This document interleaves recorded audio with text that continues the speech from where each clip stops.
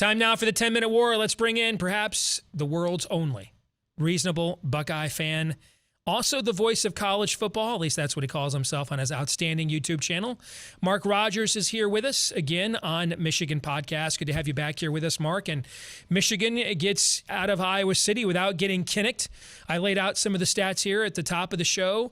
There has not been a top 5 team that has won at Kinnick by more than a touchdown since number 1 Ohio State in 2006. In fact, this is only the second top 5 team to win by double digits at Kinnick this century.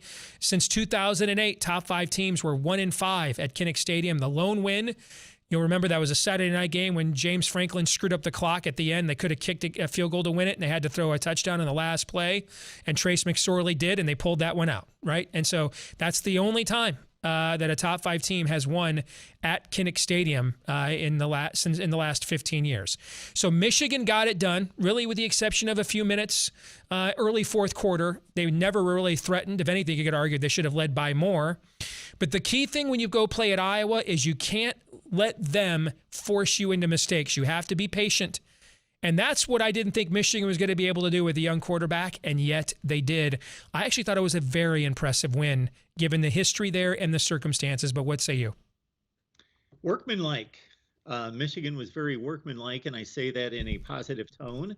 That's a compliment to both the way J.J. McCarthy was handled and the way he was able to execute that direction. Game manager. He was a game manager on this day, and again, not as a slight or a negative, but as a positive, turned into game manager. The shot that he took to Andrell Anthony downfield for about 29 yards, I believe, was the one time that they really saw an opportunity to take what was there and take a shot. But other than that, there was a number of ISOs on the Iowa secondary because those are very savvy players like a Cooper DeJean trying to bait JJ. And him being able to avoid the big mistake. They also obviously took the opening kickoff, and this was highlighted a number of times, and I thought it was very just poignant to how good this program's become in this particular team. The offensive line is just really strong. That center from Virginia, Olawatimi, is an exceptional player. Mm-hmm. And it's not just the offensive line, and you think of it as the offensive line does their job, and then the running backs just look for the hole and run it where the hole is, or they look for the cutback lane, there it goes. No, but just the coordination between the two brings me to the coaching that must be taking place, that it's just not the offensive line does their job, running back take the ball, and you run through the hole, but it's even more orchestrated than that. That opening drive really illustrated the coordination of those two units being on the same page, and it was a thing of beauty. And it being at Kinnick was key to, okay, let's not let this be a 7-3 game late in the second quarter. Punch in the mouth, take the ball, move it down the field. Okay, now Iowa's in a hole at 7-0. And for the Iowa offense to be in a hole at 7-0 is more like 17-0 for everybody else. Agreed. So at this point now, after this game against Indiana, then you have Penn State. That looks like that. Penn State's on a bye this week, so that looks like it'll be a top 10 matchup. Michigan's a 21-point favorite at the Hoosiers. I want to talk about that game for a few minutes because I think there are two things. I think there's a lot of Michigan fans, and maybe I was among them at first, who thought that JJ coming in meant that we were going to run the Ohio State system. And I think we have to, number one, remember who the head coach is here, and that he has actually found a way to use spread formations with tight ends as H-backs and fullbacks and lead blockers. He has found ways to use that to run the power game he loves without such a congested box, meaning that you still, even if we're barely going to throw to those guys, you can't just leave some guy wide open in the slot, right? You have to account for him in your run fit, so you can't load the box, like you could before. And you saw against Iowa, even without, they were without one of their guys, but that entire linebacker core was on the Butkus Award watch list to start the year. I mean, Campbell might have been the best linebacker returning in college football this year.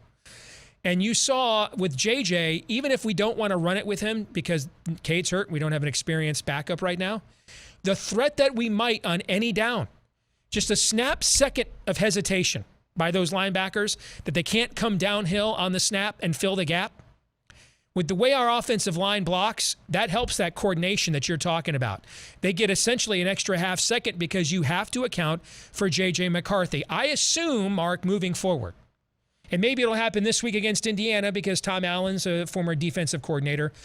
I thought Iowa would do it. They never did. I assume someone at some point is going to say, you know what? We're just coming downhill every snap. And if JJ keeps it and creases us and takes it to the house because he's a 4 or 5 guy, we'll have to live with that. But we're just going to have to call your bluff because we can't sit here and let Blake Corum just get 5, 9, 12, 11, 7, 8 yards all day long. That's killing us. You're controlling the clock. You're controlling the game flow. We can't handle that. And I think one way to avoid that is showing more consistency in the passing game. Putting on tape that we are willing, if you do that, we are willing to punish you if you go man against us on the outside against those receivers. And I kind of think that this is the week for JJ to do that. What are your thoughts? I love your first point because I was going to go in that direction as well. So unlike most of the people watching this that are watching from a sheer Michigan perspective, and I know that you are first and foremost, but being a college football guy, you're watching this from all angles. So I'm watching both teams. I'm just as invested in Iowa as I am in Michigan. And the stark contrast between what, from the standpoint of if you consider conservatism, pass run ratio, there's not a whole lot of difference between the two teams. But to watch where they get to the same point is exactly what you just outlined. The creativity in the formations, the motion, the number of players that handle the ball, all of that on the Michigan side versus Iowa was extraordinary. Yeah. And I know that Iowa's hamstrung to a certain extent. It's their fault. But by the personnel, they just don't have the weapons that Michigan does. So Michigan can choose out of their Have you ever seen a tight end H-back loop? Do a fake loop block like we did on that reverse to Ronnie. I've never seen that in my life. Maybe that's like what wing T stuff was in the 40s, okay? But in my era, I've just never seen that a blocking scheme like that. It was friggin' genius, man. I've never even seen it. Yeah. Yeah, so it's impressive. Sam Laporte is their best player. Mm-hmm. He's a tight end. That's just not a good place to be. But anyway, back to Michigan. Yeah, they're going to have opportunity to do. I think that they, and obviously the proof is in the result, approach this Iowa game the right way. They're going to have, opportunity, you would think, in this Indiana game to show us what they're trying to become. And it's the next step for JJ in his development. And yeah, I just think that it's an interesting game from that standpoint. I wonder, and DiNardo talked about this in August during the BTN bus tour, looking at Michigan and Ohio State compared to every other team in the Big Ten, and that he really thought that they were building towards another 10-year war with the amount of talent that they each had in the pipelines, particularly even amongst their younger classes, how much more talented they were than the other teams in the Big Ten. Now, maybe Penn State, with its last couple of recruiting classes, maybe catches up to that maybe in a year. But the whole 10-year war thing, and the old stories that about Michigan would, practice for Ohio State in the spring, that Ohio State on game weeks would have full days of practice during games that weren't about the opponent on Saturday, but about Michigan. That basically was all preparation to lead to that crescendo. I wonder, if you go back to when Jimmy was at Stanford, right? The top two, after he dethroned USC, the top two programs in that conference during that mini run he had there were Stanford and Oregon. And they just had dramatically different DNAs in terms of schemes and approaches, right? I mean, Oregon with Chip Kelly was on the cutting edge of everything, and Stanford was old school. I wonder if in Jimmy's mind, that is the plan here. And he knows that we can't do that with a Wilton Spate or a John O'Corn and beat Ohio State. But we never planned on throwing the ball 40 times a game. We're going to play our game. But we needed a quarterback in there that if we had to throw it more to loosen you up and make you respect it, we could. But that actually we are better off zigging against your zag. You know what I'm trying to say? Instead of trying to recruit at the exact same level Ohio State does for the elite of the elite skill players, good luck with that, okay? Instead, we're going to be the team that forces them to change their system and to play in more of a mosh pit than they are accustomed to, and do what he did at Stanford so successfully against Oregon. What are your thoughts on that from a Buckeye fan perspective? The first version of the 10-year war, they were mirror images of each other. So it was whoever made the mistake, whoever could muscle up a little bit more that day, but they were mirror images of each other, and then turned into, more modern football near the end of that when Earl Bruce took over and so forth. But yeah, the Oregon Stanford, that is just when people make analogies to boxing, football, that's your boxing match. Oregon, Stanford. The styles make fights kind of thing. Is that what you're saying? Yeah. Oh, that was just exceptional that when those two were owning the Pac-12, because the end of the spectrum, trend-setting Chip Kelly that you just outlined, and everything that they would do with the light offensive line that would get out in space and everything, and then you would see basically a rugby match on the other side with Stanford, and their offensive line splits would be about that, and it was just phenomenal to watch the dichotomy there. Now we're not going to see. It's going to be more nuanced. Yeah, it's not going to be anything to. I mean, even last year, this perception that we drug you guys into a blizzard and made you play 3 yards in a cloud of dust. There were 69 points scored in that game.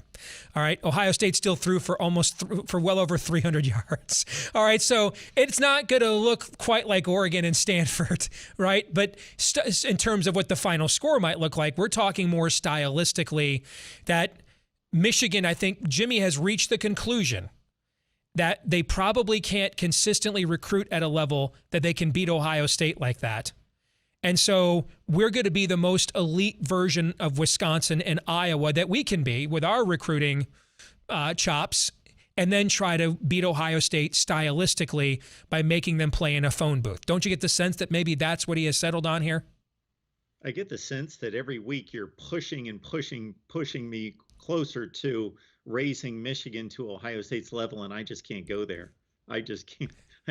I'm really not. I'm just talking about this particular. I'm just making an observation, man. It's not trying to make it like cosmic. I know Jimmy is big into history, right? Both in terms of history and the history of the game. He's always making historical analogies. I think he clearly has. I think he tried the speed and space. It was a disaster. Last year, Josh Gaddis, I kept telling everybody, wrong Michigan assistant won the Broyles Award. No one listened to me, right? Then Gaddis went down to Miami, and look what's happened since he's gone down there despite all that hype. What happened last year is Jimmy ran his offense.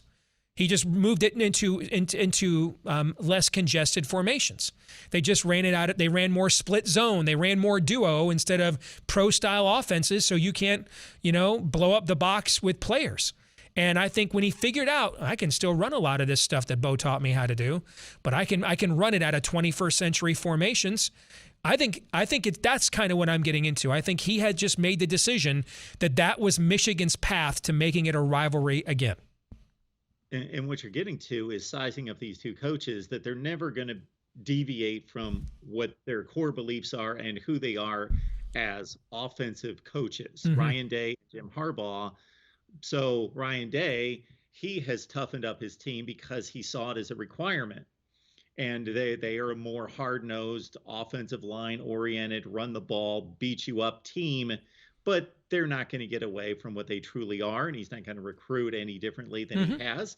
And you're sizing it up with Harbaugh, that once the ball's in the playmaker's hands, it becomes the same offense than it was when he was running it. Correct. But everything looks completely different leading up to the snap of the ball and when it's placed in the ball carrier's hands. Speaking of history, I saw Mayan Williams is the third Buckeye running back to get 5 touchdowns in a game. The other two, Pete Johnson and Keith Byers. And if you look at Mayan Williams, those 3 guys are like all built alike. Like there's no Ezekiel Elliott or Travion Henderson in any of those. Those are all old school. I think people were shocked in the mid-'80s how big Keith Byers was to run the way that he did, right? We just didn't typically see that kind of stuff. And Pete Johnson, of course, got overshadowed by Archie Griffin back in the day. But, I mean, Mayan Williams is kind of cut right out of that cloth in terms of the way he looks physically. And that kind of speaks to Ohio, what you talked about, which is Ohio State figuring out. Essentially, we just had the same conversation. I mean, I'm talking about, all right, this week against Indiana, let's let CJ Stroud this thing a little bit and put some of that on tape, okay? And you're over there talking about, all right, let's put Pete Johnson and Keith Byers in the game and get them 5 touchdown passes to show Michigan that we're not going to get punked around and make an excuse about the snow again, right? I mean, didn't we essentially just have the exact same conversation, which kind of reinforces my point that a lot of this is now becoming, again, like it was when we were kids, preparation for that final game at the end of the year? It's fascinating, and Penn State's the best barometer of all this. Mm-hmm. How will Ohio State play against Penn State? How will Michigan play against Penn State? Because they're the one team that could match up. Mm-hmm. Iowa, credit them for all the good things that they do. And I don't know that Michigan's getting enough credit offensively. And I got to tell you, Steve, at 20-0, I checked out. I'm trying to watch everybody play at the same time. And that was my number one game. 20-0, I got nervous. Because I knew at some point, Kinnick was going to have a say in the outcome of this game, or at least I was pretty convinced of it. So when it got to 20-0, I'm like, all right, man, I've seen this one before. I got really. So I checked back in at 20-7. I was driving like 80 yards. They get it inside the 5. They call that ridiculous 4th and 2 play where they can't even hit the tight end on his feet. And, it was a debacle inside the 5. And then I was like, man, I was waiting for a dramatic finish that I was not expecting. I say all that to say I saw the positive Michigan offense in this game against Iowa, but I don't think it should be dismissed, because if that was Georgia, Alabama, Clemson defensively on the other side, then people would be applauding. Absolutely. Yeah. Iowa doesn't get that kind of credit, but there's no getting around from a production standpoint. Results, Iowa's just as effective as those other defenses, if not even more. So to put up scoring drives at the rate that Michigan did and to score 27 points is an accomplishment against that defense in that building. They'd only given up 23 total all year. I think that's only the 3rd time in the last 30 games a team has had a rushing total like that against Iowa. So that speaks to what you were just talking about. All right, brother. Good to see you as always, and we'll do it again next week, okay? Thanks, Steve. You bet.